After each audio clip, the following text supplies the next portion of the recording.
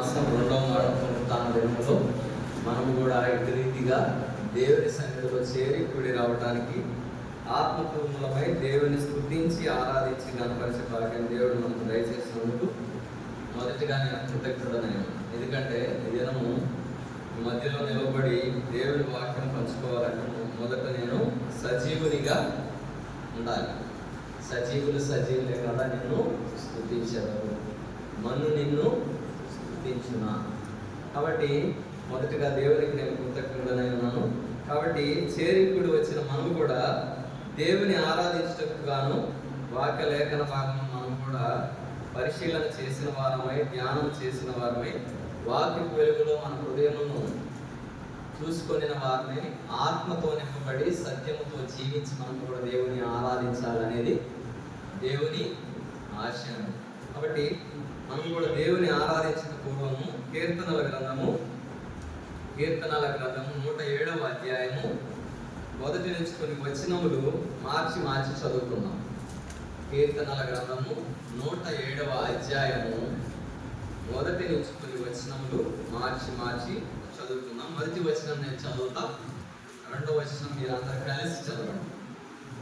కీర్తనల గ్రంథము 107వ అధ్యాయము మొదటి నుంచి 8 వచనములు మార్చి చదువుకున్నాం. యెహోవా దయాళుడు, ఆయన కృతజ్ఞతాస్తుతులు చెల్లించుడి, ఆయన కృప నిత్యముండును. మోచించిన చేతుల నుండి ఆయన విమోచించిన వారును, తూర్పు నుండి పడమటి నుండి ఉత్తరము నుండి దక్షిణము నుండి నానా దేశముల నుండి ఆయన పోగు చేసిన వారును ఆ మాట పలుకుదురు గాక. నివాసపురమేది వారికి దొరకపోయాను, ఆకలి దప్పుల చేత వారి ప్రాణము వారిలో సమస్యలను కష్టకాలమందు ఆయన వారి ఆత్మలను వారిని విడిపించారు. వారొక నివాసపురము చేరినట్లు చక్కని త్రోవను ఆయన వారిని నడిపించిన. ఆఖరి వచ్చిన అందరం కలిసి చదువుదాం. ఆయన కృపను బట్టి నరులకు ఆయన చేయు ఆశ్చర్య కార్యములను బట్టి వారి యెహోవా కృతజ్ఞతాస్తుతులు చెల్లించుదురు కాక. దేవుని సహాయం కొరకు ప్రార్థన చేసుకుందాం.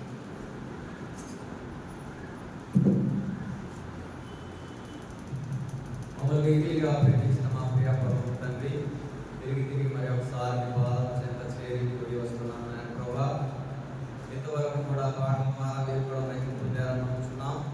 ఇప్పుడు కూడా ఆయన ప్రభువా, మేము కూడా ఆరాధించకపోవడం, మేము కూడా ఆత్మతో సత్యంతో మీరు కూడా ఆరాధించగలుగుటకు మీ వాక్య లేఖన భాగములు, మీ ధర్మశాస్త్రములు, ఆయన ప్రభావ నీ విధులు, నీ కట్టడలు, నీ ఆజ్ఞలు మాకు కూడా దయచేసినందుకు నీకు ఎన్నో ఆశీర్వాదాలు చెల్లించుకుంటున్నాం.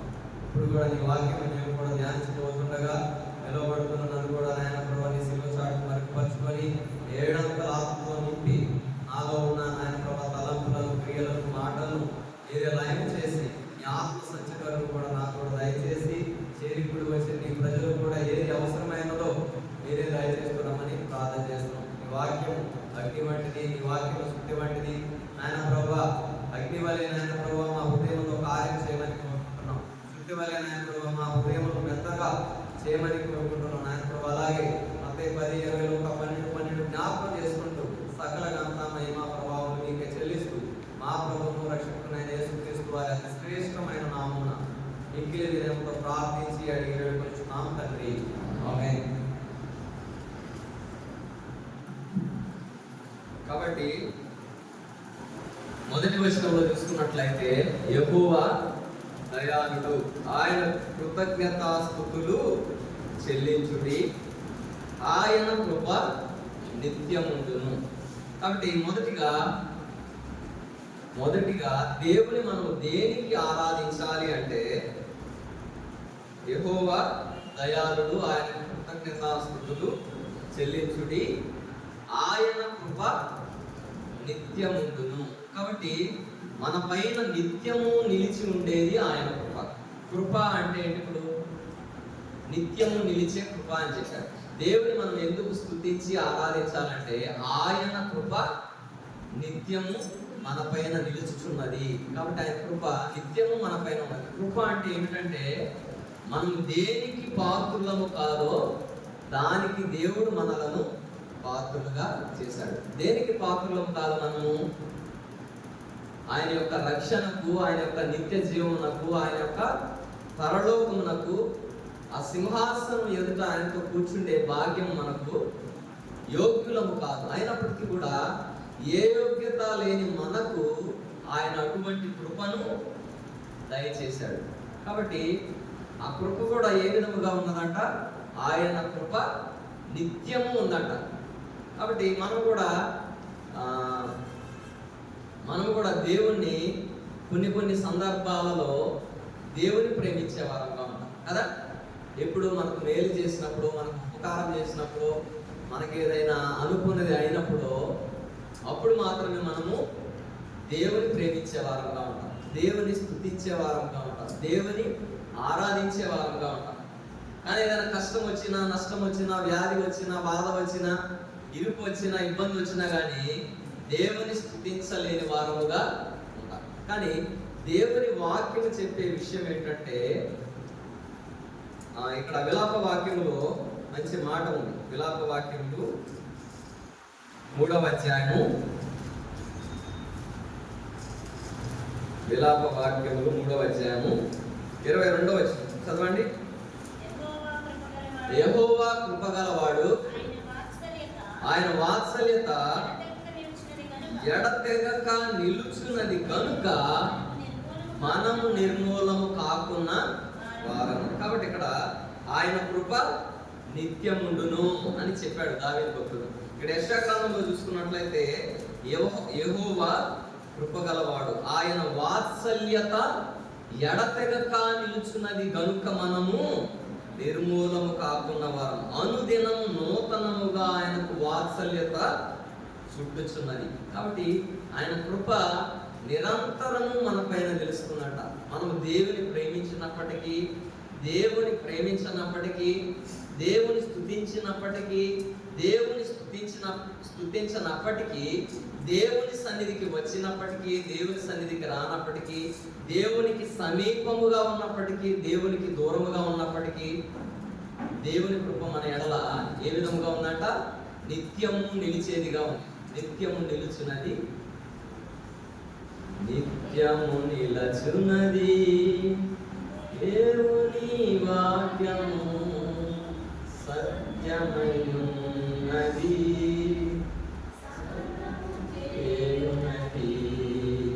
నిత్యము నిలచున్నది. చాలు, నిత్యము నిలిచేది దేవుని కృప. కాబట్టి దేవుని కృప నిత్యము నిలుస్తున్నది. కాబట్టి ఈ దినాన మనం కూడా, ఇంకా చాలా మంది వాళ్ళ దేవుని మందిరానికి రాలేకపోయారు. అంటే వాళ్ళు బ్రతికే ఉన్నారు కదా, మీకు అర్థం అవ్వాలని చెప్తున్నా. వాళ్ళు సజీవులుగానే ఉన్నారు కదా, వాళ్ళు దేవుని సన్నిధికి రానప్పటికీ కూడా దేవుని కృప వారి మీద లేదంటారా? ఆయన మంచి వారి మీదను చెడ్డవారి మీదను వర్షమును, హిమమును, ఎండను అన్నిటిని కూడా ఇచ్చేవాడుగా ఉన్నాడు. కాబట్టి మనం దేవునికి ఏ విధముగా ఉన్నప్పటికీ కూడా దేవుని కృప, ఒక సేవకుడు ఏ విధంగా చెప్పాడంటే, మనము ఒకసారి మన పాపములు ఒప్పుకొని ఆయన రక్తములో శుద్ధీకరించబడిన తర్వాత ఆయనకు కుమారులముగా, కుమార్తెలముగా అయిపోతామంట. అది ఇంకా ఒక్కసారి జన్మించిన తర్వాత ఆ తండ్రికి, కుమారుడికి, కుమార్తెకి ఉన్న బంధం పోతుందంటారా? తండ్రి మాట విననప్పటికీ, తండ్రికి ఇష్టమైన కార్యములు చేయనప్పటికీ కూడా ఆ బంధం పోతుందంటారా? ఇప్పుడు నేనున్న నా కుమార్తె ఉంది చేసి, ఒకసారి నాకు జన్మించిన తర్వాత నా కుమార్తె, నువ్వు నా తండ్రిని కాదన్నా, నువ్వు నా కుమార్తెవి కాదన్నా కానీ ఆ సంబంధము అలా ఉంటుంది. కాబట్టి కొన్ని సార్లు మనం ఏం జరుగుతుందంటే, మన యొక్క ఆత్మీయ జీవితంలో మనము కూడా దేవునికి వ్యతిరేకముగా జీవించే వారముగా ఉంటాం, దేవునికి అయిష్టమైన కార్యములు చేసే వారముగా ఉంటాం. ఆ సమయంలో దేవునికి మనకు ఉన్న ఎడబాటు ఉంటుంది. ఏంటంట? ఆయనే మొదట మనలను ప్రేమించెను గనుక మనము ప్రేమించుచున్నాం. అంతేనా? దేవుడు మనల్ని ప్రేమించాడు కాబట్టి మనం దేవుణ్ణి ప్రేమిస్తున్నాం. అంతేగాని మనం దేవుని మొదట ప్రేమించామా? మనం దేవుని దగ్గరకు వచ్చాం. ఎందుకు వచ్చాం? డైరెక్ట్గా రక్షణ పొందేసి దేవుని దగ్గరికి వెళ్ళిపోవాలని వచ్చిన వాళ్ళు ఉన్నారా? నేను డైరెక్ట్గా రక్షణ కోసమే వచ్చా, ఏ అనారోగ్యం కోసం కానీ, లేకపోతే ఇంకా పిల్లల కోసమో, లేకపోతే పెళ్లి కోసమో, లేకపోతే చదువు కోసమో, ఉద్యోగం కోసమో, లేకపోతే దేనికోసమో రాలేదు అని వాళ్ళు ఉన్నారా? దేవుని దగ్గర ఏదో ఒక కృపను పొందాలని మనం వచ్చి ఉంటాం కదా. ఎన్నో కృపలు పొందిన వారముగా మనం ఉన్నాం. కాబట్టి మొదటిగా మనం దేవుని ఎందుకు ఆరాధించాలి అంటే దేన్ని బట్టి అంట? ఆయన కృప నిత్యము మన పైన ఉన్నది.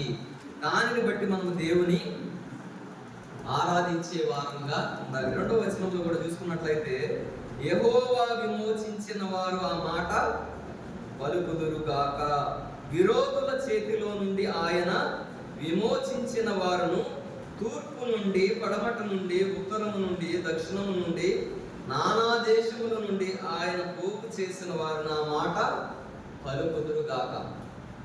ఇక్కడ చూసుకున్నట్లయితే 1 పేతురులో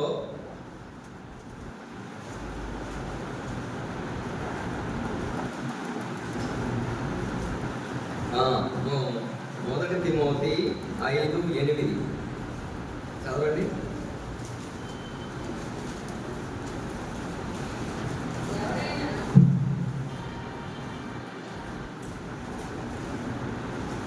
నిబ్బరమైన బుద్ధి గల వారై మెలకువగా ఉండుడి. మీ విరోధి అయిన అపవాది గర్జించు సింహం వలె ఎవరిని మృంగుదునా అని వెదకుచు తిరుగుచున్నాడు. ఏంటట? నిబ్బరమైన బుద్ధి గల వారై మెలకువగా ఉండుడి. మీ విరోధి అయిన అపవాది అంటే ఏముంది అక్కడ? సాతాను గర్జించు సింహం వలె ఎవరిని మృంగుదునా అని ఏం చేస్తున్నాడట? వెదకుచూ తిరిగేవాడుగా ఉన్నాడు. కాబట్టి వెదకుచూ తిరుగుతుంటాడు. కాబట్టి ఎక్కడ దేవుని నుండి మనల్ని దూరం చేయాలా, ఎక్కడ ఆయన రక్షణ మార్గంలో నుండి మనలను వైదొలిగించాలా, ఎక్కడ దేవుని సన్నిధికి రానివ్వకుండా మనల్ని ఇంటి దగ్గర కూర్చోబెట్టాలని సాతాను ఏం చేస్తాడంట? ప్రయత్నాలు చేసే, గర్జించు సింహం వలె ఎవరిని మృంగుదునా అని వెదకుచూ తిరుగుచున్నాడట. ఇంకో మంచి మాట ఉంది, హబక్కూకు గ్రంథము 1వ అధ్యాయం 15వ వచనంలో ఇంకో మాట ఉంది, చదవండి. హబక్కూకు 1:15. వాడు గాలకు వేసి మానవులనందరినీ గుచ్చి లాగి ఉన్నాడు, ఉరులు ఒగ్గి చిక్కించుకొనుచున్నాడు. వాడు తన వలతో వారిని కూర్చుకొని సంతోషపడి గంతులు వేయుచున్నాడు. కావున వల వలన మంచి భాగమును పుష్టినిచ్చి భోజనమునకు తనకు కలుగుచున్న పని వాడు తన వలకు బలులను అర్పించుచున్నాడు. తాను తన గురులకు ధూపము వేయుచున్నాడు. కాబట్టి ఈ దినాన్న మనమందరం కూడా దేవుని సన్నిధిలోనికి చేరి రాగలిగాము అంటే సాతాను యొక్క బంధకములలో నుండి మనము తప్పింపబడిన వారముగా ఉన్నాము. అది ఎవరి కృప అంటారు? మన గొప్పతనం అంటారా? దేవుని కృప వలన మనం సాతానుని జయించి ఉన్నాం. ఒక మాట ఉంది, మీలో ఉన్నవాడు లోకములో ఉన్నవాని కంటే గొప్పవాడు, కనుక మీరు లోకమును జయించి ఉన్నారు. మీ విజయము విశ్వాసమే. కాబట్టి ఈరోజు చాలా మంది రాలేకపోయారు. అంటే ఏంటి? దేవుడు వారికి కృప అనుగ్రహించలేదా, లేకపోతే వారు కృపను కోల్పోయిన వారుగా ఉన్నారా? అంటే మెలకువ లేని వారుగా ఉన్నారు. పోయిన వారం శుక్రవారం పెన్నాడు వారి పాలనలో చెప్పారు ప్రార్థన మెలకువ గురించి. మెలకువగా ఉండాలి. ఇంకా 4-5 విషయాలు చెప్పారు. మెలకువ ఉండాలి, పట్టుదల ఉండాలి, ఇంకా నిబ్బరమైన బుద్ధి ఉండాలి, నిలకడ కలిగి ప్రార్థన చేసే వారముగా ఉండాలి. మీరు శోధనలో ప్రవేశించకుండానట్లు మెలకువగా ఉండి ప్రార్థన చేయుడి. కాబట్టి రెండవదిగా విషయం ఏమిటంటే, యెహోవా విమోచించిన వారు ఆ మాట పలుకుదురు గాక. విమోచించబడిన వారు. విమోచించబడటం అంటే ఏంటి? విమోచన విమోచన గానములతో సౌందర్య ప్రేమ స్తుతులతో విమోచన గానములతో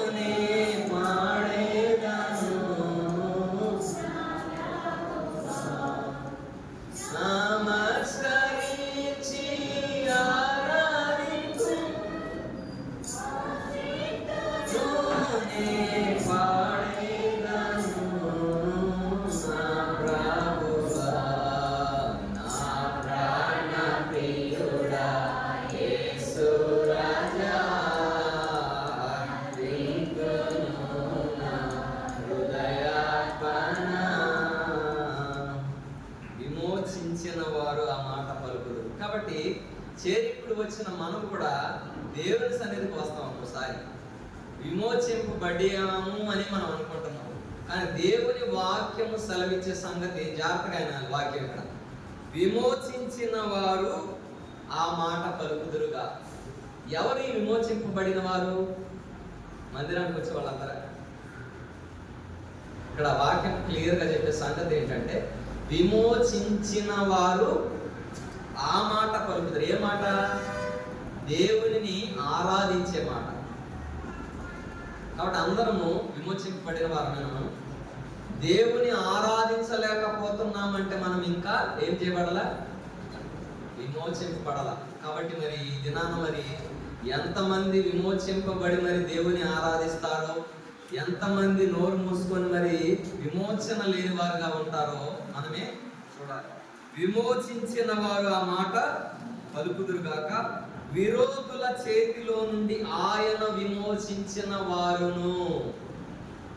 ఇక్కడ విమోచన రెండు రకములుగా ఉన్నది. దేవుని రక్తములో విమోచన, రెండవది ఏ విమోచన? విరోధుల చేతిలో నుండి విమోచించిన వారు. కాబట్టి మనము కూడా శత్రువు సాతాను చేతిలో నుండి మనం బయటకు రాకపోతే మనము కూడా ఏం చేయలేం. ఒక సేవకుడు ఈ విధంగా చెప్పాడు, నీకు అది చెప్తే నీ అర్థం ఏంటంటే, విరోధుల చేతిలో నుండి విమోచించిన వారును ఆ మాట పలుకుతారు. కాబట్టి ప్రార్థన చేసేవాడు ఏం చేయడంట? పాపము చేయడంట. పాపము చేసేవాడు, అంతేనా? కరెక్ట్ అనేది నిజమేనా కాదు? 100% ట్రూ. కాబట్టి విమోచింపబడిన వారు ఆరాధన చేస్తారు, విమోచింపబడని వారు చెప్పండి, అంతేనా? కాబట్టి మనము విమోచింపబడిన వారముగా ఉన్నామా, విమోచింపబడని వారముగా ఉన్నామా? కాబట్టి విమోచించిన వారు మాట పలుకుదురు కాక, విరోధుల చేతిలో నుండి ఆయన విమోచించిన వారును, తూర్పు నుండి, పడమట నుండి, ఉత్తరము నుండి, దక్షిణము నుండి, నానా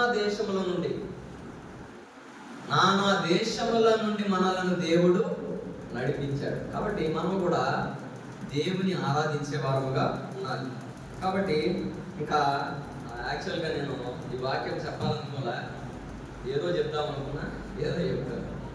కాబట్టి యెహెజ్కేలు గ్రంథము 34వ అధ్యాయము, యెహెజ్కేలు 34.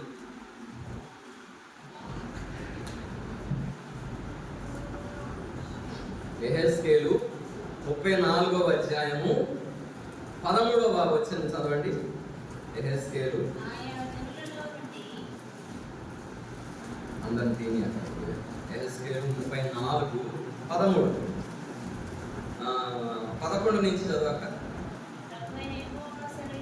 ప్రభువైన యెహోవా సెలవిచ్చినదేమనగా, ఇదిగో నేనే నా గొర్రెలను వెతికి వాటిని కనుగొందును.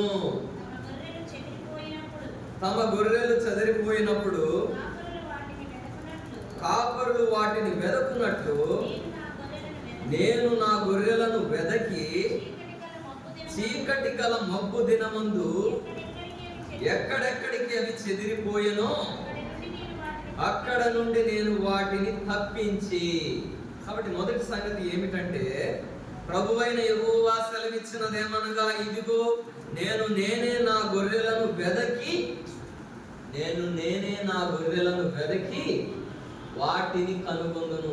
కాబట్టి మనం కూడా దేవుని మార్గములలో నుండి, వాక్యపు వెలుగులో నుండి, వాక్యపు సత్యములో నుండి, దేవుని తలంపులలో నుండి, దేవుని మార్గములలో నుండి వైదొలిగిపోయే వారముగా ఉంటాం. కాబట్టి దేవుని వాక్యం సెలవిచ్చేది ఏంటంటే, దేవుని ఎందును బట్టి మనం దేవుని ఆరాధించాలంటే, మనము దేవుని వెదకలేదు కానీ దేవుడే మనల్ని ఏం చేశాడంట? నేనే నా గొర్రెలను వెదకి వాటిని కనుగొందును. కాబట్టి దేవుడు మనల్ని వెదకి కనుగొన్నాడు, అంతేనా? దేవుడే గనక ఇక్కడ సెలవిచ్చిన మాట అంటే, తమ గొర్రెలు చెదిరిపోయినప్పుడు కాపరులు వాటిని వెదకున్నట్లు నేను నా గొర్రెలను వెదకి చీకటి గల మబ్బు దినమందు ఎక్కడెక్కడికి అవి చెదిరిపోయానో అక్కడ నుండి నేను వాటిని తప్పించి. ఇంకా మీకు బాగా ఇది అర్థం కావాలి అంటే 1 కొరింథీయులకు రాసిన పత్రిక 11వ అధ్యాయము, 1 కొరింథీయులకు రాసిన పత్రిక 11వ అధ్యాయము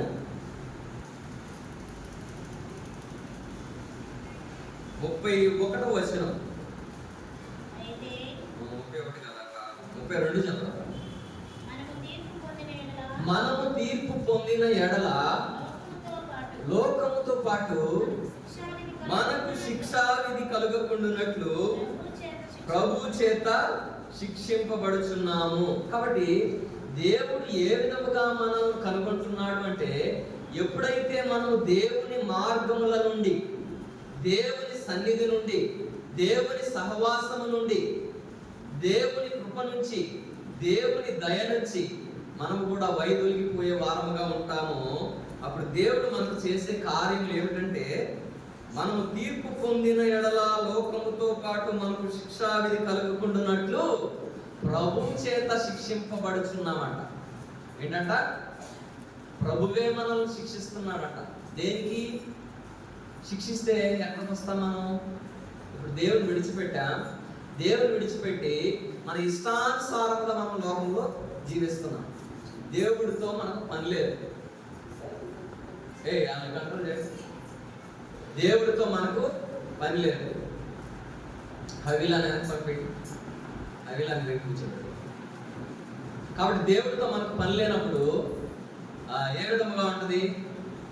దేవుని వాక్యం ఉండదు, ప్రార్థన ఉండదు, సహవాసం ఉండదు, ఏమి ఉండదు.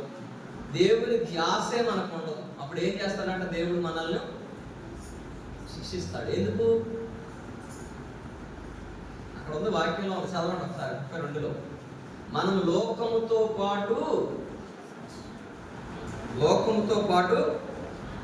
మనం తీర్పు పొందిన ఎడల లోకముతో పాటు మనకు శిక్షా విధికి కలుగకుండునట్లు ప్రభు చేత శిక్షింపబడుచున్నాము. అంటే మనం అదే మార్గములలో నడుచుకుంటూ, మనకు ఇష్టానుసారమైన మార్గములో మనం కూడా నడుచుకుంటూ వెళ్ళిపోతే, పుచ్చుకొని చచ్చిపోయాం అనుకోండి, ఎక్కడికి వెళ్ళిపోతాం? అర్థమవుతుందని చెప్పేది. మన ఇష్టానుసారం మనం జీవిస్తున్నాం. దేవుడు కూడా మనం పట్టించుకోవట్లా. మన దారి మనది, దేవుడి దారి దేవుడిది, సేవకుల దారి సేవకులది, మందిరం దారి మందిరంది. అప్పుడు పుట్టుకుని ఏమన్నా అయిందనుకో, మన పరిస్థితి ఏంటి? డైరెక్ట్గా ఎక్కడికి వెళ్ళిపోతాం? డైరెక్ట్గా నరకానికి వెళ్ళిపోతాం. సత్యవత కరెక్ట్గా చెప్పేసి డైరెక్ట్గా నరకమేనంట. కాబట్టి అందుకని దేవుడు ఏం చేస్తాడంటే, మనం తీర్పు పొందిన ఎడల లోకముతో పాటు మనకు శిక్షా విధి కలుగకుండానట్లు ప్రభు చేత శిక్షింపబడుచున్నాం. దేనికి? దేవుని కనుగొనటానికి, దేవుడు మనల్ని వెతుకుతున్నాడనే విషయం మనకు తెలియటానికి దేవుడు మనల్ని ఏదో ఒక రూపంలో వెతికేవాడుగా ఉంటున్నాడు. తప్పిపోయిన గొర్రెలను కాపరి ఏ విధంగా అయితే వెతుకుతాడో, మనం కూడా మన మార్గములలో, మన క్రియలలో, మన మాటలలో, మన నడువడిలో, మన జీవన శైలిలో మనం కూడా తప్పిపోయినప్పుడు దేవుడు కూడా మన పట్ల ఎంత పూర్ణ జాగ్రత్త కలిగిన వాడై మనల్ని వెదికేవారుగా ఉన్నారు. కాబట్టి ఆయన మనల్ని వెదికిన దానిని బట్టి మనం కూడా దేవుని ఆరాధించవలసిన వారమై ఉన్నాం. రెండవదిగా చూసుకున్నట్లయితే 13వ వచనం చదవండి. ఆయా జనులలో నుండి వాటిని తోడుకొని వచ్చి, ఆయా దేశములలో నుండి వాటిని సమకూర్చి, వాటి స్వదేశములోనికి వాటిని తెచ్చి, పర్వతముల మీదను వాగుల యొద్దను దేశమందున్న సకలమైన కాపురపు స్థలముల యందును వాటిని మేపెదరు. ఇక్కడ చూసుకున్నట్లయితే రెండవదిగా ఆయా దేశములలో నుండి వాటిని సమకూర్చి, వాటి స్వదేశములోనికి వాటిని తెచ్చి. ఏంటంట? స్వదేశము అంటే ఏంటి తెలుసా? స్వంత దేశము అంటే మనము మన యొక్క దేశమునే విడిచిపెట్టిన వారంగా ఉన్నామంట. దేశమును విడిచిపెట్టినప్పటికీ కూడా దేవుడు ఎటువంటి ఆశ కలిగి ఉన్నాడంట? ఎటువంటి ఆశ కలిగి ఉన్నాడంట? ఆయా దేశముల నుండి వాటిని సమకూర్చి వాటి స్వదేశములోనికి వాటిని తెచ్చి పర్వతముల మీదను వాగుల యొద్దను దేశమందున్న సకలమైన కాపురపు స్థలమందును వాటిని మేపేదను. కాబట్టి దేవుడు కూడా మనల్ని మేపాలని మేపేవాడుగా ఉన్నాడు. ఆయన మందిరము ద్వారా, ఆయన సేవకుల ద్వారా, ఆయన సహవాసము ద్వారా దేవుడు మనల్ని నిరంతరము మేపేవాడుగా ఉన్నాడు. కానీ ఆహారం అయితే ఉంది, కానీ తినాలా తినకపోవాలా అన్నది ఎవరిష్టం? గుర్రాన్ని నీళ్ళ దగ్గరికి తీసుకెళ్ళగలం, కానీ గుర్రాన్ని చేత నీళ్లు తాగించలేదు. దేవుడైతే మనల్ని మేపాలనుకుంటున్నాడు, తృప్తి పరచాలనుకుంటున్నాడు తన ఆత్మీయ వాక్యం ద్వారా. కానీ అది భుజించాలా వద్దా అన్నది ఎవరి చేతిలో ఉంది?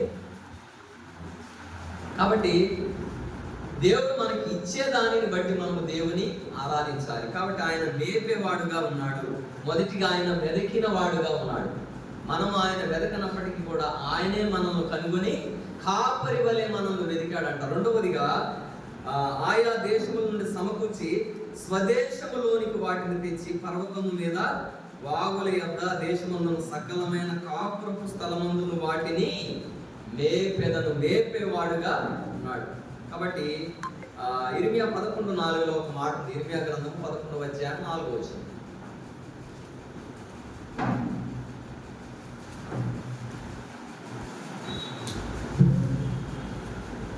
ఇర్మియా 11:4.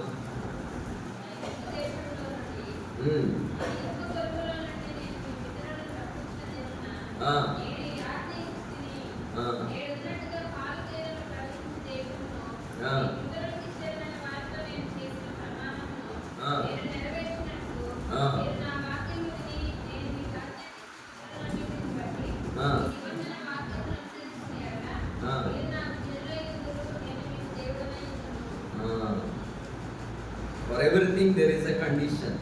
ఏంటంట? మీరు నాకు జనులయ్యుందురు, నేను మీకు దేవుడనై ఉందును. ఎప్పుడు?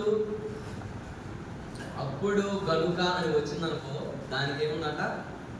అప్పుడు గనుక ఈ రెండు పదాలు వచ్చినప్పుడు దానికి పైన ఒక కండిషన్ ఉంది. ఇక్కడ మీరు నా వాక్యము విని నేను మీకు ఆజ్ఞాపించు విధులన్నిటిని బట్టి ఈ నిబంధన వాక్యములను అనుసరించిన ఎడల మీరు నాకు జనులయ్యుందురు, నేను మీకు ఎప్పుడు? ఆయన ఆజ్ఞలు, కట్టడలు, నియమములు దేవుని వాక్యానుసారముగా మనము జీవించినప్పుడు మాత్రమే మనము ఆయనకు ప్రజలముగా ఉంటాము. ఆయన మనకు దేవుడు. యెహోవా తమకు దేవుడుగా గల జనులు ఎవరు? ధన్యులు. 8:36 సామెతలు 8:36 ఒక మాట ఉంది. పోయిన వారం కూడా బ్రదర్ చెప్పారు ఇదే మాట. నన్ను కనుగొనని వాడు తనకే హాని చేసుకొనును, నా యందు అసహ్యపడు వారందరూ మరణమును స్నేహించుదురు. ఏంటంట? నన్ను కనుగొనని వాడు తనకే హాని చేసుకొనును, నా యందు అసహ్యపడు వారందరూ మరణమును స్నేహించుదు. కాబట్టి మనము కూడా దేవునితో స్నేహము కలిగిన వారముగా ఉన్నామా? దేవునిని కనుగొనే వారముగా మనం ఉన్నామా? మనము దేవుని కనుగొనకపోతే ఏంటంట? నన్ను కనుగొనని వాడు తనకే హాని చేసుకొనును. దేవునిని మనము కనుగొనలేని వారముగా ఉంటే మనమే హాని కలిగించుకునే వారముగా ఉన్నాం. కానీ దేవుడు మనల్ని కనుగొనేవాడుగా ఉన్నాడు. కాబట్టి దేవుడు మనల్ని వెతికేవారుగా ఉన్నారు. గొర్రెల కాపరి ఏ విధముగా అయితే తప్పిపోయిన గొర్రెలను వెతుకుతాడో అదే విధంగా దేవుడు కూడా మనల్ని వెతికే వాడుగా ఉంటున్నాడు, సంరక్షించే వాడుగా ఉంటున్నాడు. కానీ మనం దేవుని కనుగొనకపోతే మనకు మనమే హాని కలుగ చేసుకునే వారంగా ఉంటాం. రెండవదిగా, నా యందు అసహ్యపడు వారందరూ దేని స్నేహం చేస్తున్నారంట? మరణముతో స్నేహం చేస్తున్నారంట.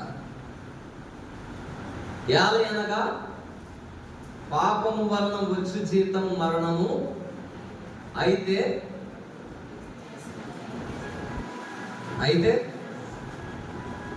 ఏలయనగా పాపము వలన వచ్చే జీతము మరణము, క్రీస్తు యేసునందు నిత్య జీవము.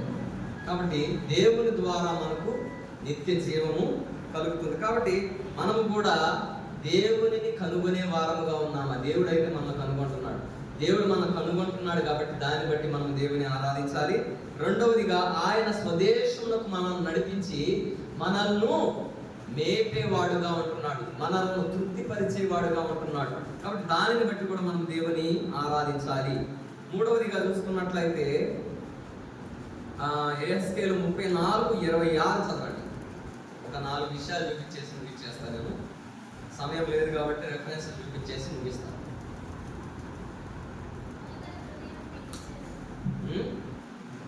34:26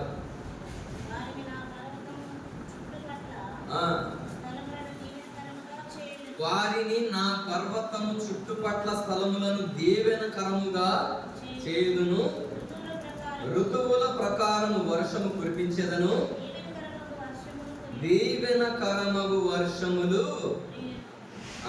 వారిని నా పర్వతము చుట్టుపట్ల స్థలములను దీవెనకరముగా చేయుదును. చుట్టుపట్ల నున్న స్థలములను దీవెనకరముగా చేస్తాడట. ఎవరి ద్వారా? ఆయన మనల్ని కనుగొంటాడంట, మనల్ని మేపుతాడంట, మన స్వదేశమునకు మనల్ని నడిపించి మన చుట్టుపట్ల ఉన్న స్థలములను దీవెనకరముగా చేస్తాడట. మొదటిగా మన చుట్టుపట్ల ఉన్న వారు దీవెనకరముగా ఉండాలంటే మొదట మనం దీవెనకరముగా ఉండాలి. అంతేనా? మనము దీవింపబడకుండా మన ద్వారా ఎవరన్నా దీవింపబడతారా? దీవింపబడతారా? ద్వితీయోపదేశకాండము 28వ అధ్యాయము 28వ అధ్యాయము 1వ వచనం చదవండి.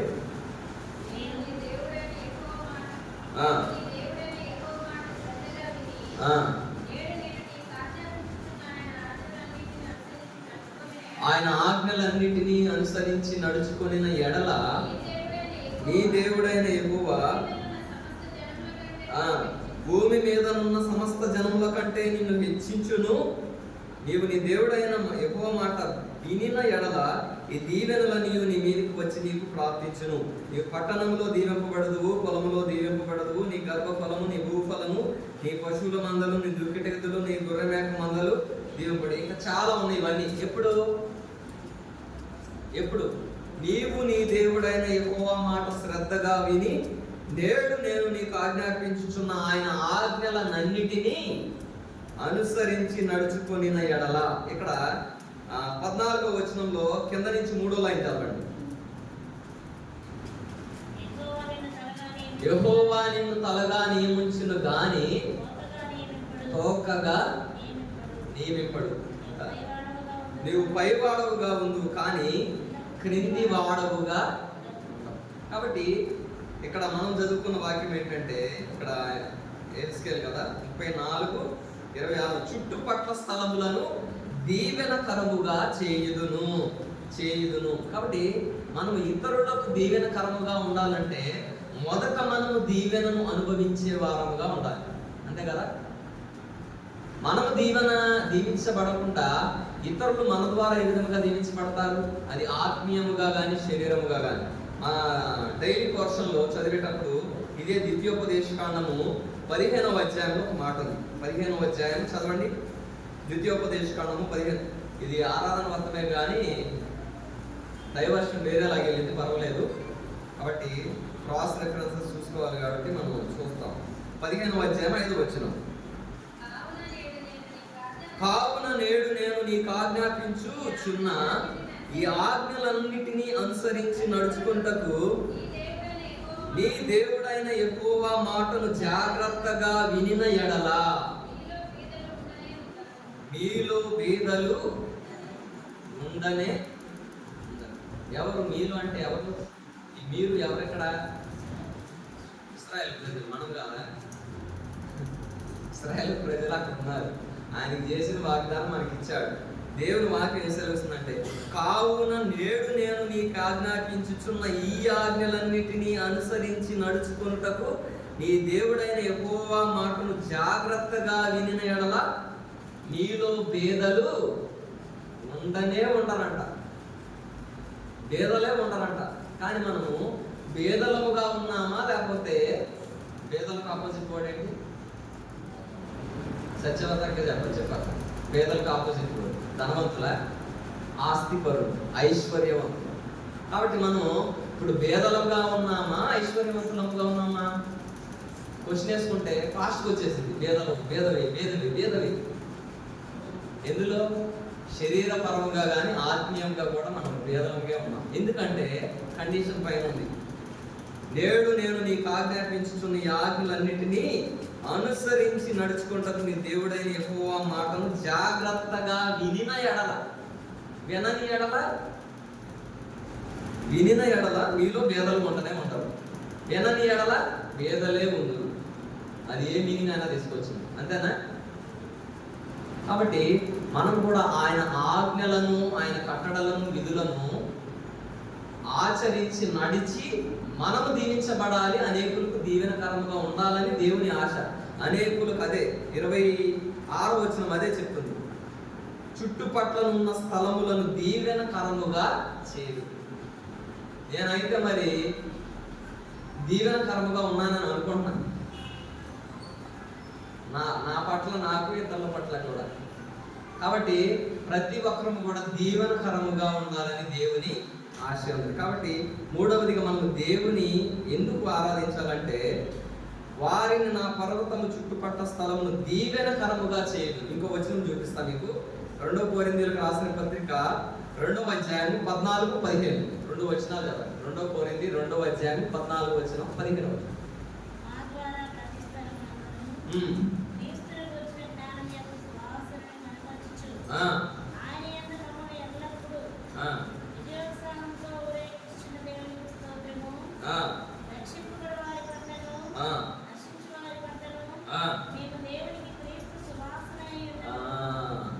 ఎప్పుడు దీవెనకరముగా ఉంటామంటే, క్రీస్తును గూర్చిన జ్ఞానము యొక్క సువాసనను కనపరుచుచు ఆయన యందు మమ్మల్ని ఎల్లప్పుడూ విజయోత్సాహంతో ఊరేగించుచున్న దేవునికి స్తోత్రం.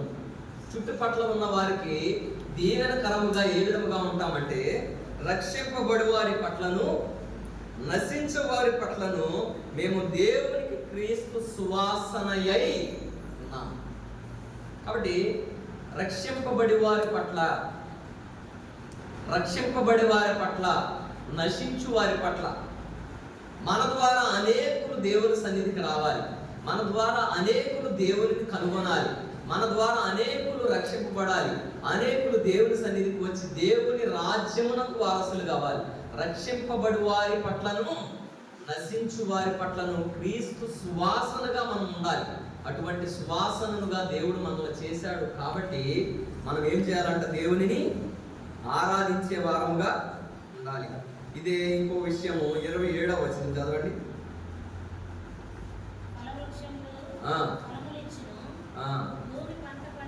భూమి పంట పండును, వారు దేశములో నిర్భయముగా నివసింతురు. నేను వారి కాడి కట్లను తెంపి వారిని దాసులుగా చేసిన వారి చేతిలో నుండి వారిని విడిపింపగా నేను యెహోవానై ఉన్నానని వారు. కాబట్టి మనకు కూడా బంధకముల చేత, ఇరుకుల చేత, ఇబ్బందుల చేత మనం కూడా ఉన్నప్పుడు దేవుడు మన కాడి కట్లను తెంపి మనల్ని దాసులుగా చేసిన వారి చేతిలో నుండి మనలను విడిపించి ఆయనే మన దేవుడై ఉన్నాడని అన్యజనులు తెలుసుకునే విధముగా దేవుడు ఈ దినాన మనం చేస్తున్నాడు. కాబట్టి మనం కూడా విడిపింపబడిన జనాంగములోనికి వచ్చాం కదా, దాస్య గృహములో నుండి బయటకు వచ్చాం. కాబట్టి విమోచింపబడిన వారముగా, విడిపించబడిన వారముగా మనం ఉన్నాము. కాబట్టి దానిని బట్టి కూడా మనం దేవుని ఆరాధించవలసిన వారమై ఉన్నాం. ఇంకోటి 28వ వచనం,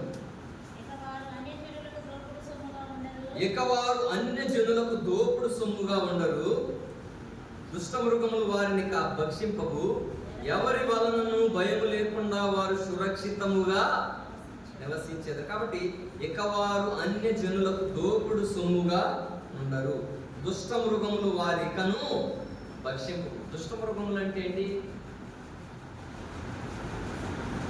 దుష్ట మృగము అంటే సాతాను యొక్క శోధనలు, ఇరుకులు, అనారోగ్యములు దుష్ట మృగములు ఇంకా వారినిక భక్షింపవు. మనం కూడా అనేక రకములైన బాధలు, ఇబ్బందులు, అనారోగ్యములు ఎన్నో భక్షించేవిగా ఉంటాయి. కానీ దేవుని వాక్యం ఏం సెలవుస్తుందంటే దుష్ట మృగములు వారినిక భక్షింపవు, ఎవరి వలన భయము లేకుండా వారి సురక్షితముగా నివసించు. నీతిమంతుడు కాదు, మంచి మాట కాదుగా చెప్తారు, పరుగెత్తి సురక్షితముగా ఉంటుంది. యెహోవా నామము బలమైన దుర్గము, నీతిమంతుడు అందులోనికి పరుగెత్తి సురక్షితముగా నుండును. కాబట్టి మనం కూడా ఆయన నామములోనికి ఎప్పుడైతే మనము ప్రవేశించే వారముగా ఉంటామో, మనం ఎప్పుడైతే నీతి మార్గంలో వెళ్ళే వారముగా ఉంటామో, సురక్షితముగా ఉండే వారముగా ఉంటాము. కాబట్టి దేవుని వాక్యం సెలవిచ్చే మాట ఏంటంటే దుష్ట మృగములు వారినిక భక్షింపవు, ఎవరి వలనను భయము లేకుండా వారు సురక్షితముగా నివసించేది. మానవులకు అనేక విధములైన భయములు చెప్పా కదా, ఒక వారం చెప్పా. ఎన్ని రకాల భయం ఉన్నాయంట? 365 రకాల భయాలు ఉన్నాయంట. మనకి రోజుకొక భయం చేత మనము భయపడే వారంగా ఉంటాం. కానీ దేవుని వాక్యం సెలవిచ్చేది ఏంటంటే ఎవరి వలనను భయం లేకుండా వారు సురక్షితముగా నివసించేది. కాబట్టి ఏ భయం లేకుండా దేవుడు కూడా మనం కూడా సురక్షితముగా నివసింపజేస్తున్న దాన్ని బట్టి కూడా మనం కూడా దేవుని ఆరాధించవలసిన వారమై ఉన్నాం. 29వ వచనంలో ఇంకో మాట ఉంది, మరియు వారి యొక్క దేశంలో కరువు కలిగి నశించుకోకుండాను అన్య జనుల వలన వారు కవమానము ప్రార్థించకుండాను వారి ప్రఖ్యాతి కొరకై తోట ఒకటి నేను ఏర్పరిచేదను.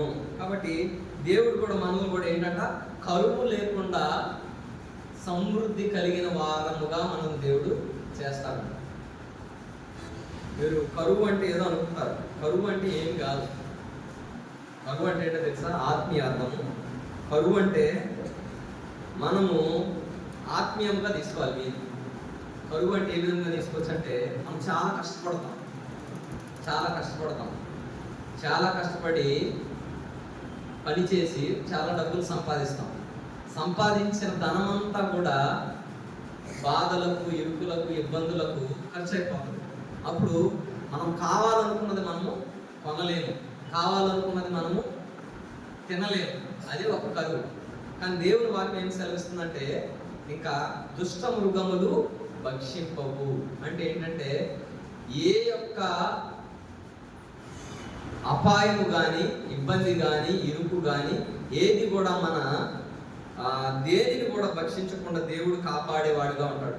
ఏది భక్షించకపోతే మన దగ్గర ఉంటే ఏముంటుంది? మనకి సమృద్ధి ఉంటుంది. కాబట్టి దేవుడు మనకు సమృద్ధిని కలుగజేసేవాడుగా ఉంటాడు. ఈ సమృద్ధి దేని ద్వారా కలుగుతుందంటే దేవుని ద్వారా, దేవుని వాక్యం ద్వారా, దేవుని సన్నిధి ద్వారా, దేవుని సహవాసం ద్వారా మనకి సమృద్ధి దొరుకుతుంది. దేవుడు ఆ సహవాసమును, ఆ సమృద్ధిని మనకు కూడా దయచేశాడు. కాబట్టి ఆ సమృద్ధిని బట్టి కూడా మనం కూడా దేవుని ఆరాధించవలసిన వారమై ఉన్నాము. మొదటిగా దేవుడు మనలను వెదికాడు, తప్పిపోయిన మనలను వెదికాడు. రెండవదిగా తప్పిపోయిన మనలను కనుగొని ఏంటంట స్వదేశమునకు మనల్ని నడిపించి ఏంటంట మనలను మేపిన వాడుగా ఉన్నాడు. తన వాక్యం ద్వారా దేవుడు మనల్ని మేపాడు.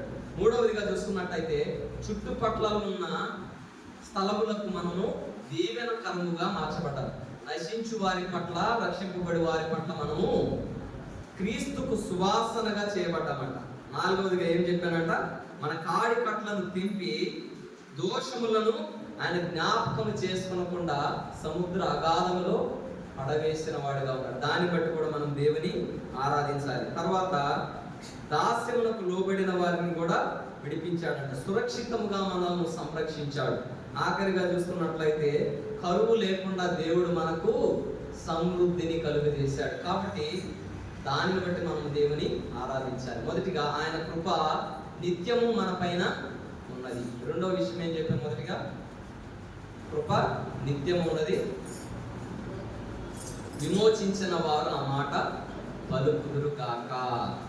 కాబట్టి విమోచింపబడిన మనము కూడా, దేవుని సన్నిధిలో చేరికుడి వచ్చిన మనము కూడా దేవుని ఆరాధించవలసిన వారమై ఉన్నాం. మనం కూడా ఇప్పుడు కూడా వాక్యపు వెలుగులో మన హృదయాలను కూడా పరిశీలన చేసుకునే వారమై మనం కూడా దేవుని ఆత్మతో సత్యముతో ఆరాధించుదాము కాక.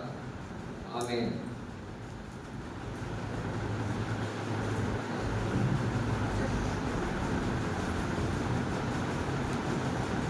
శరణం